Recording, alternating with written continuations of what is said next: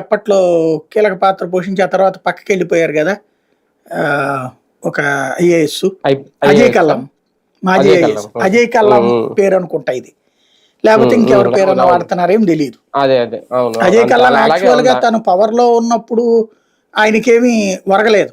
అప్పుడు ఆయన అదే సాంతం సైడ్ లో ఏం చేశారు, ఆయన పవర్ లోకి రాకముందు ఆయన మీటింగ్లు పెట్టడం ఇవి జరిగినాయి. ఆయన కడప జిల్లాకు చెందిన ఆయన, అందుకని ఆయన్ని టార్గెట్ చేశారు. లేకపోతే ఇంకెవరన్నా కీ రోల్ పోషిస్తున్నారేమో. యాక్చువల్ గా జగన్ కు వీర భక్తుడు అన్నారంటే ఆయన వినిపిస్తుంది. మరి అదే ఇప్పుడు వాస్తవంగా ఏంటంటే కొంతమంది ఇప్పుడు వేధింపులకు గురవుతున్న అధికారులు ఉన్నారు, వాళ్ళందరూ రేపు పొద్దున ఉద్యోగాల నుంచి బయటకు పోయాక రెచ్చిపోతారు గ్యారంటీగా.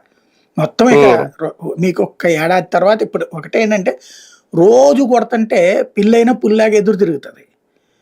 గ్యారంటీ 4 రోజులు పోతే అందరు వస్తారు బయటికి.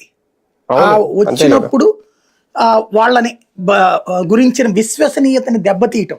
ఇక్కడ ఏంటంటే ప్రపంచంలో జర్నలిజం అంటే ఏమాత్రం విశ్వసనీయత లేని ఆంధ్రజ్యోతి, జర్నలిజం అనే పదానికే ద్రోహం చేసినటువంటి ఆంధ్రజ్యోతి. జర్నలిజం అంటేనే ఒక రాజకీయ పార్టీకి కార్యకర్తలుగా మనం పనిచేస్తూ ప్రత్యర్థి రాజకీయ పార్టీకి బురద చల్లుతూ మన రాజకీయ కార్యకర్తలను సంతుష్టీకరించేటటువంటి ఒక వ్యాపకం తప్పించి, వ్యాసాలు తప్పించి వ్యవస్థ లేనటువంటి అవస్థతో కూడిన